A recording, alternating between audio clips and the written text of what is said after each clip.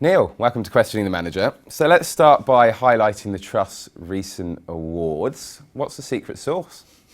Well, the nice thing about awards is they unfortunately don't pay the bills, but obviously nice to get recognition. I think essentially it reflects the strong performance of the Trust over the last kind of 3 or so years, which comes down to a very consistent philosophy and process and good stock selection. So clearly the team's done well and we're pleased. Okay, good. So within the Trust, you have substantial exposure to mid-caps. Some may believe that they have become overvalued and won't generate good returns from here. Do you agree with this? No, I don't actually. I mean, the position in the portfolio is reasonably heavily mid-cap by bias. About 2/3 of the portfolio is mid-cap, 25% small cap and the rest in AIM. It's been a policy we've had for a while and the percentage has been quite consistent over the medium term.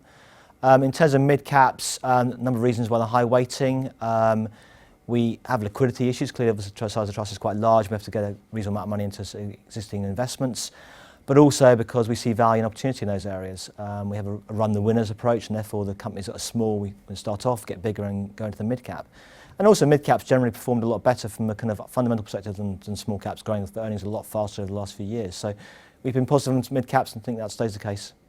Okay, now we've discussed before how M&A has been quite strong in the portfolio. Is this a sign of corporate confidence? I believe so. I mean, M&A happens at the top of a cycle when corporate confidence is better. We've seen a resurgence in M&A in the last kind of 18 months, which I think to me is an indication that corporates are generally feeling better about the world. Ultimately, though, it's also about the fact is that interest rates are very low, debt is cheap, and also you've got to look at who's buying, and ultimately it's the foreign companies, particularly US companies, who've got very strong balance sheets looking to pick up assets in the UK. So I think essentially we'll see that continue going forward. Okay, finally, Neil, we've had our Chancellor George Osborne talk about new measures for greater house building in the UK. Is this a boon for them? George the Builder. I mean, yes. I mean, essentially, the government's been very supportive of the sector now for a number of years.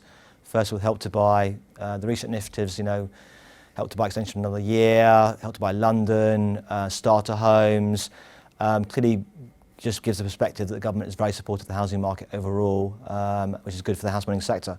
I think more importantly as well, though, for the sector is the land market remains very benign. They're buying land at very good prices. So with government support and that conditions in place, the sector looks well set. And you have exposure in your portfolio? Yeah, so we've got 2 holdings in the sector. Number 1 holding of the fund, Bellway, and Crest Nicholson. Neil, thank you. Thank you.